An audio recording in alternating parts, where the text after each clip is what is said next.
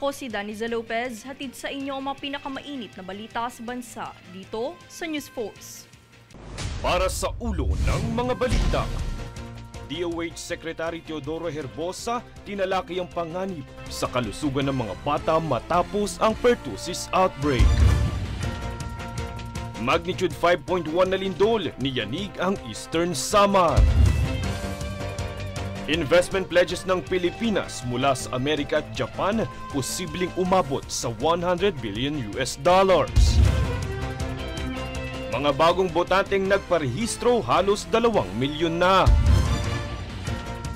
Pasig RTC naghain na rin ng warrant of arrest laban kay Pastor Apollo Kibuloy. Ex-husband ni Pokwang pinatalsik sa bansa ng BI. Patas at pantay na balita, komprehensibong ulat para sa pulso ng masa. Ito ang News Force. Para sa unang balita ngayong araw, tinalakay ni Kalihim Teodoro Herbosa ng Department of Health o DOH ang panganib na dala ng hindi pagbabakuna ng mga bata kung kaya't lumulobo ang bilang ng mga nagkakasakit, partikular na ang pertussis. Narito ang buong balita. Sa pagdeklara ng ilang lokal na pamahalaan ng pertussis outbreak, ay tinalakay ni Department of Health o DOH Secretary Teodoro Herbosa ang sakit na ito na impeksyon sa baga na sanhi ng bakterya. Ito ay nagiging isang malaking hamon sa kalusugan ng mga bata sa bansa dahil nakamamatay ito kung hindi agarang gagamutin. Pagbabahagi ni Herbosa sa ginanap na pagpupulong noong nakaraang linggo kasama ang mayor ng Quezon City na si Joy Belmonte ay naitala ng City Health Offices nito na karamihan sa mga batang na ospital ay nakitaan na ng sintomas ng sakit sa loob ng 9 na araw bago ito dalhin sa ospital. Medyo matagal po yun. Kasi kung yan ay ordinaryong ubo, 4 to 5 days at hindi pa gumagaling, dapat nabigyan ng antibiotic or dapat nang patingnan sa doktor or sa ospital. Sa nakakabahalang sakit na ito ay binigyan diin ni Herbosa na vaccine preventable ang pertussis kung kaya't dapat na pagtuunan ng pansin ang mga sintomas na meron ito upang maagapan. In fact, last year, many of these LGUs, walang case ng pertussis because napiprevent natin with vaccination. Ang problema, pag bumababa yung numero dumadami yung numero ng bata na hindi bakunado sa pertussis, ay kumakalat yung cases. Sa datos ng DOH ay naitala nitong 1,112 kaso ng pertussis mula noong Enero hanggang Marso, kung saan nasa 54 ang namatay at nasa 70 naman ang porsyento ng mga na-ospital.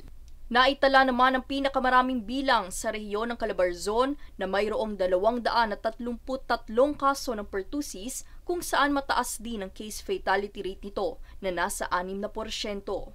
Ang ibang rehiyon naman na kumakaharap din sa kaso ng pertussis ay ang Eastern Visayas, Cagayan Valley, Caraga, Northern Mindanao, Central Luzon at Cordillera Autonomous Region. 70% were unvaccinated. No? Madaming cases hindi nabakunahan kaya nagkakaroon ng pertussis. Upang tugunan ang pagkalat ng sakit na ito ay mayroong pertussis outbreak response immunization ang kagawaran kung saan ginagamit ito ang pentavalent vaccine para sa mga 6 na buwang taong gulang hanggang 5 taong gulang. Inaasahan din ito sa Hulyo ang pagdating ng 6 na milyong dosage ng pentavalent vaccine. Patuloy naman ang payo ni DOH Secretary Herbosa sa mga magulang na pabakunahan ang kanilang mga anak dahil ang hindi pagbabakuna ng karamihan ay kadalasang nauuwi sa outbreak. Para sa One Media Network, ito si Daniza Lopez.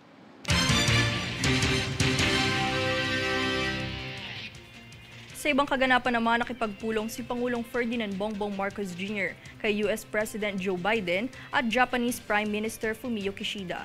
Binigyan diin ni Pangulong Marcos sa nasabing pagpupulong ang kahalagahan ng pagpapaigting ng rules-based international order sa Indo-Pacific region. Bukod dito, aasahan ng mga investment pledges mula sa Japan at Amerika dahil sa pakikipagpulong ng Administrasyong Marcos sa mga posibleng foreign investors.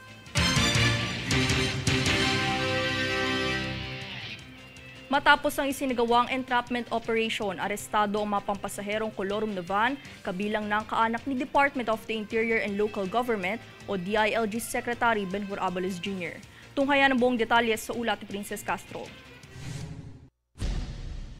Arestado ang isang pampasaherong van na kolorum sa Araneta, Cubao, Quezon City kahapon sa isinagawang entrapment operation ng Metropolitan Manila Development Authority o MMDA. Ang pampasaherong van na ito ay may expired na rehistro ng sasakyan. Dagdag pa rito, nagbayad umano ang mga pasahero ng 200 piso sa mga operator ng van para maihatid sila sa Laguna. Kabilang sa mga naaresto ay ang kaanak ni Department of the Interior and Local Government o DILG Secretary Benjamin Benhur Abalos Jr. dahil sa kolorum operation violation. Ang suspect ay kinilalang si alias Jazz Abalos na nahuli sa isinagawang entrapment operation ng composite team ng MMDA, DILG at Department of Transportation. Samantala, ayon kay MMDA Assistant General Manager for Operations Assistant Secretary David Angelo Vargas, nagtungo ang suspect sa opisina ng MMDA upang makipagnegosasyon hinggil sa kanyang bayolasyon at tahasang sinabing siya ay pamangkin ni Abalos. Agad naman itong ipinaalam ni Vargas sa kalihim para makaiwas sa pangamba. Dahil dito nakumpirmang pamangkin ng kalihim ang babae base sa pagkakakilala ng mga tauhan ni Abalos. Tugon naman ni Abalos, hindi niya kukonsintihin ang ganitong paglabag. Bukod dito ay nasa kote rin ng driver ng nasabing van na nagpakita ng pekeng driver's license. Ang dalawa ay mahaharap sa kasong falsification of public documents with conspiracy, resistance and disobedience, light threat at estafa. Samantala, ayon kay MMDA Acting Chairman Attorney Romando Don Artes na ang pag-aresto ay bahagi ng pinaigting na pagsisikap na alisin ang mga kolorum na sasakyan sa Kalakahang lungsod. Princess Castro, nag-uulat para sa One Media Network. Samantala, sa nagdaang 2 araw na holiday ay itinuri ng Philippine National Police o PNP na ang pagdiriwang ay mapayapa. Atin yang panoorin. Sa 2 araw na holiday kung saan ipinagdiwang ang Araw ng Kagitingan at Eid al-Fitr ng mga Muslim ay walang naitala na major untoward incident ang Philippine National Police o PNP.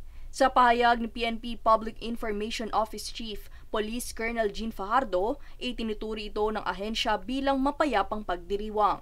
Ito ay matapos ipakalat ng PNP ang mga tauhan nito bilang dagdag seguridad sa mga lugar kung saan ginaganap ang pagdiriwang, gaya ng moske. Mayroon ding ikinalat na kapulisan sa mga terminal at mga sakayan upang tutukan ang sitwasyon ng mga biyahe, pati na rin nalagay ng mga pasahero kung sakaling kinakailangan nito ng tulong. Daniza Lopez nag-uulat para sa One Media Network.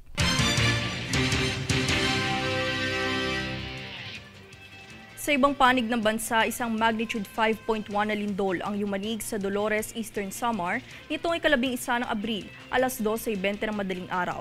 Tectonic ang pinagmula ng lindol na may lalim na 14 na kilometro kung saan naramdaman ang intensity sa ilang bahagi ng Northern Samar at Leyte. Bagamat walang inaasahang danyos mula rito, posible naman ang aftershocks matapos ang naunang lindol.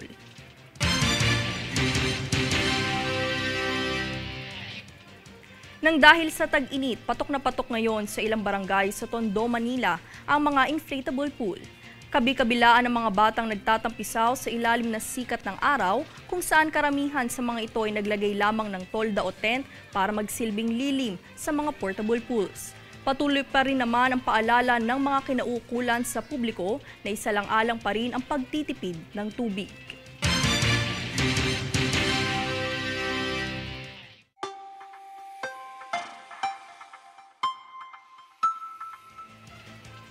Para sa lagay ng panahon, nasa 6 na lugar ang maaaring makaranas ng Dangerous Heat Index ngayong araw ayon sa Philippine Atmospheric, Geophysical and Astronomical Services Administration o PAGASA.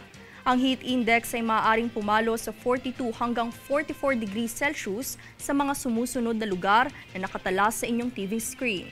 Pinapayuhan ang mga apektado ng matinding init na limitahan ang paglabas ng bahay higit lalo tuwing tanghali at uminom ng maraming tubig.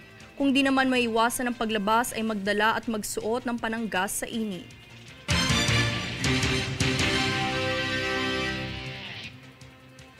Susunod sa News Force. DA inilunsad ang Mobile Food Safety Law.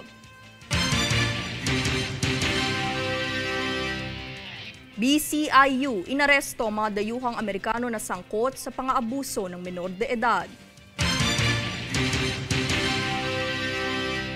Investment pledges ng Pilipinas mula sa Amerika at Japan posibleng umabot sa $100 bilyong.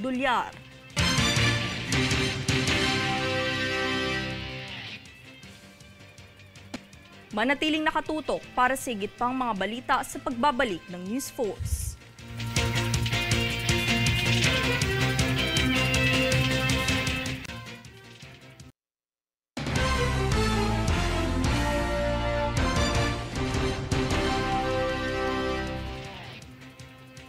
Kasunod na maraming parangal mula sa parehong organisasyon noong mga nagdaang taon, ay napanatili ng Pilipinas ang reputasyon nito bilang isang globally recognized travel destination ngayong 2024 na may 7 nominasyon sa prestiyosong World Travel Awards o WTA. Hinira ang bansa ngayong taon bilang isa sa nominado sa Asia's Leading Beach Destination, Asia's Leading Dive Destination at Asia's Leading Island Destination. Ang makasaysayang walled city of Intramuros naman ay muli ring hinirang bilang isang Asia's leading tourist attraction, ang Boracay bilang Asia's leading luxury island destination at Cebu bilang Asia's leading wedding destination. Samantala muli ring hinirang ang Department of Tourism o DOT bilang Asia's leading tourist board. Ayon kay DOT Secretary Cristina Frasco, ang mga nominasyong ito ay binibigyan diin ang mga pagsisikap ng departamento mula na magsimulang Administrasyong Marcos.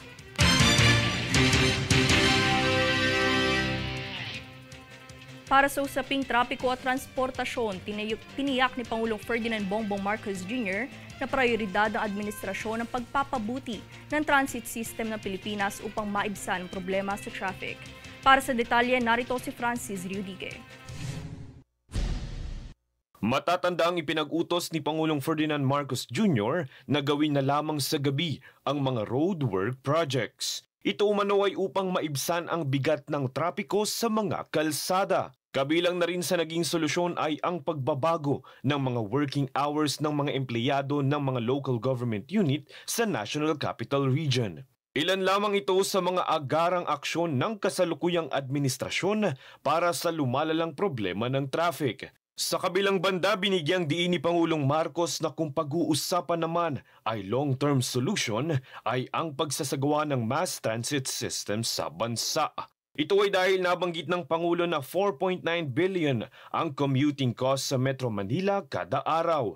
Maaari daw umano itong umakyat ng 9 bilyon kung hindi pagtutuunan ng pansin. Kaya naman pagtitiyak ng Pangulo, minamadali na ng administrasyon ang pagkakaroon ng mass transit system. Ibinahagi rin ng Pangulo na maganda ang kinalabasan ng proyektong ito sa malalaking syudad ng New York at London, na kahit mayayaman ay may kaya ay sumasakay sa mga tren at subway imbis na sumakay sa tricycle, jeepney, bus at personal na sasakyan. Pagtitiyak pa ni DOTR Secretary Jaime Bautista, ang nakikitang paraan ng administrasyon ay ang pagsasakatuparan ng mga public-private partnerships. Francis Riudique, nag-uulat para sa One Media Network.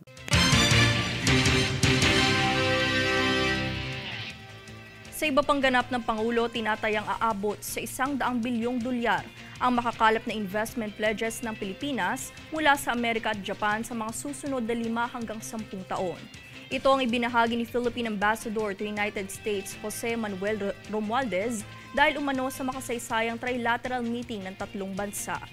Inaasahang makipagpulong si Pangulong Marcos sa iba't ibang opisyal ng Amerika at Japan, pati na rin sa mga potential investors ng Pilipinas.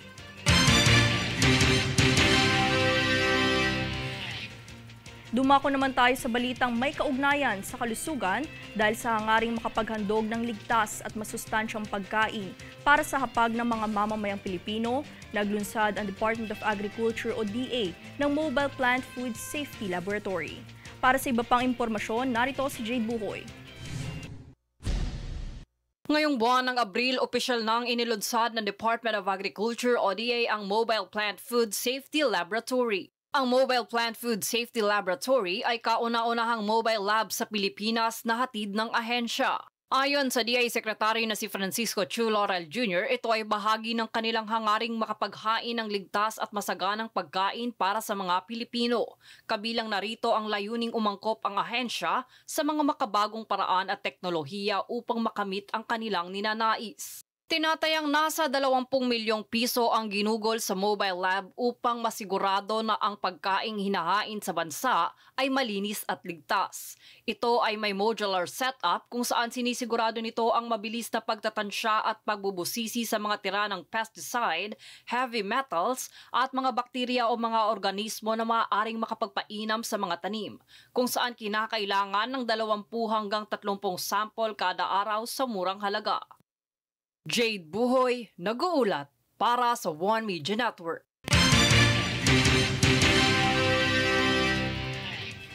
Nagbabala ang Department of Health o DOH sa publiko laban sa isang peking Facebook page na malisyosong ginagamit ang mga larawan at iba pang opisyal na content ng ahensya. Paglilinaw ng DOH, hindi pagmamay-ari ng kagawaran ng account na ito at maaaring magsampa ng kasong kriminal kung magpapatuloy ang kaukulang mga posts. Samantala ay patuloy namang hinihikayat ng DOH ang publiko na kumuha lamang ng impormasyon mula sa opisyal na mga plataporma ng kagawaran.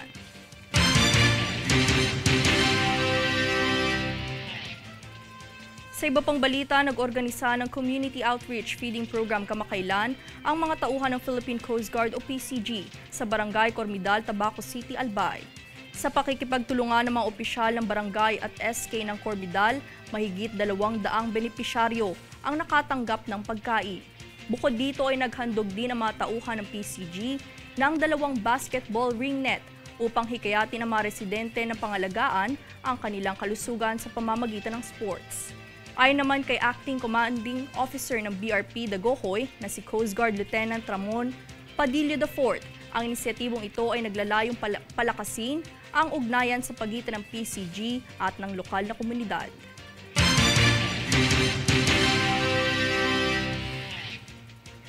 Sa iba pang kaganapan, magda-2 milyon na ang bilang ng mga bagong botante para sa 2025 midterm polls.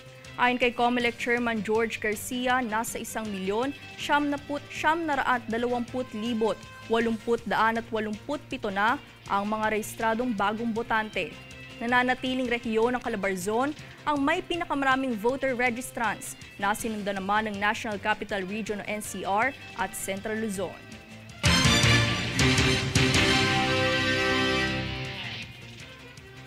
Sa kabilang banda, inaresto at ipinagbawal ng Bureau of Immigration o BI na makabalik sa bansa ang 3 Amerikanong dayuhan dahil sa pagkakansangkot ng mga ito sa pang-aabusong sexual sa menor de edad. Ayon sa ulat, ang mga dayuhan ay kinilala bilang sina Jeffrey Jewett, Charles James at Momodou Diallo na inaresto sa Ninoy Aquino International Airport o NAIA kamakailan lang. Payag naman ni BI Commissioner Norman Tansinco, opisyal nang napabilang sa tala ng mga dayuhang ban sa bansa at ipinabalik ang bawat isa sa kanilang mga bansang pinanggalingan.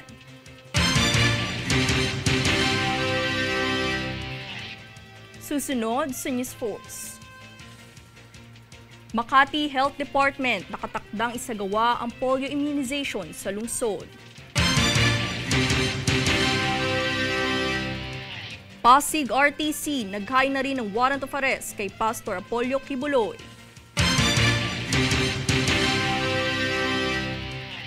Higit 2,000 babae sumailalim sa mass cancer screening ng QC kaugnay ng selebrasyon sa Women's Month. Manatiling nakatutok para sa higit pang mga balita sa pagbabalik ng News Force.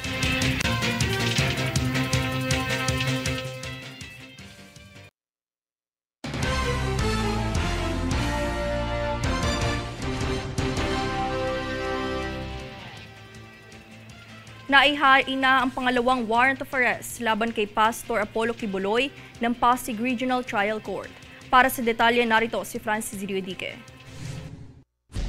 Panibagong warrant of arrest ang inihain laban kay Kingdom of Jesus Christ founder at leader Pastor Apollo Kibuloy.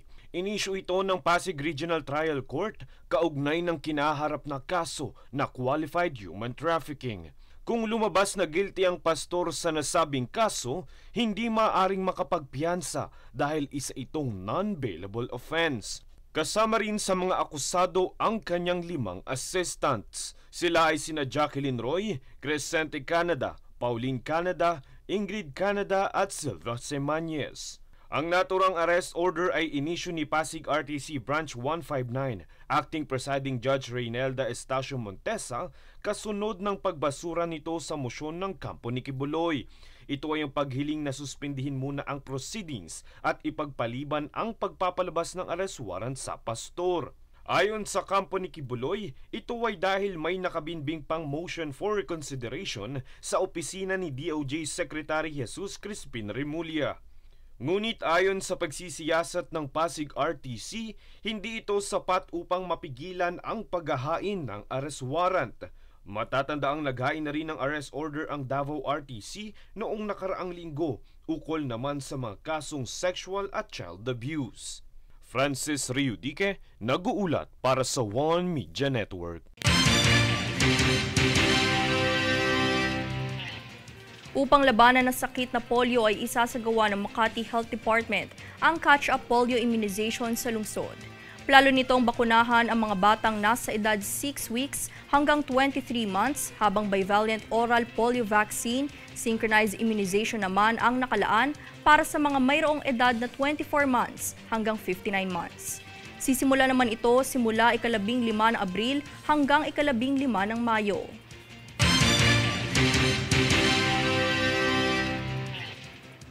Kalintulad na layunin, nasa kabuuang 2,476 na kababaihan sa lungsod ng Quezon ang sumailalim sa screening ng breast cancer, alinsunod sa nagdaang selebrasyon ng Buwan ng Kababaihan noong Marso.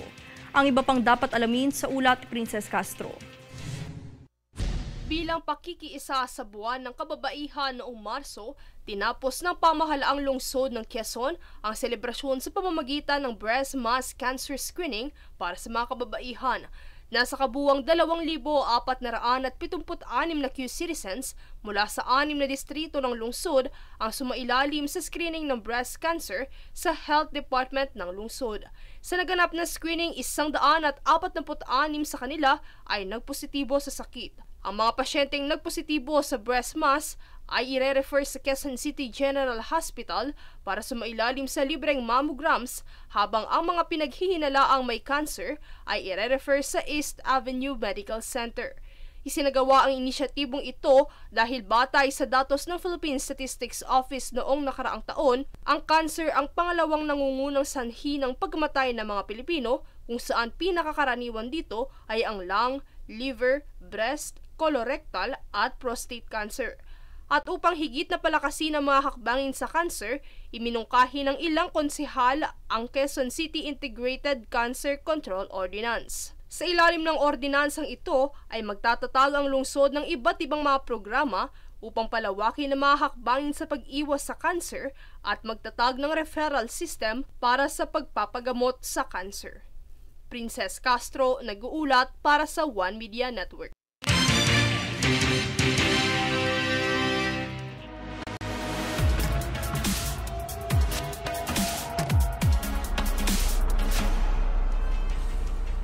Matapos ang kamakailang pagsampa ng kasong deportasyon ni Pokwang sa dati niyang partner na si Lee O'Brien, opisyal nang idineport ng Bureau of Immigration o BI ang American national. Yan ang ating tunghayan mula kay Jade Buhoy.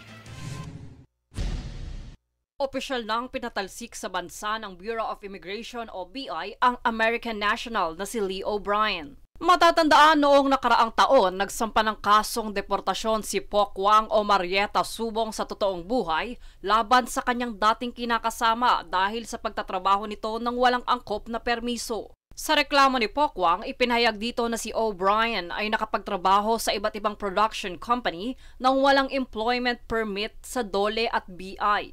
Dito napag-alaman ng BI na nakalabag ang Amerikano sa mga batas sa pamamalagi niya sa bansa.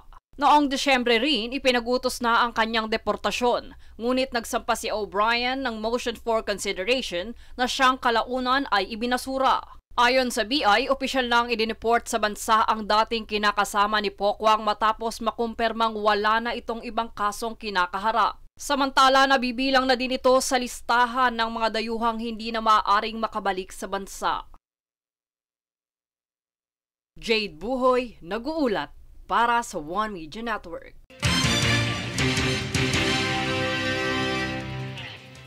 At narito ang recap ng mga nagbabagang balita ngayon. Para sa ulo ng mga balita, DOH Secretary Teodoro Herbosa tinalaki ang panganib sa kalusugan ng mga bata matapos ang pertussis outbreak.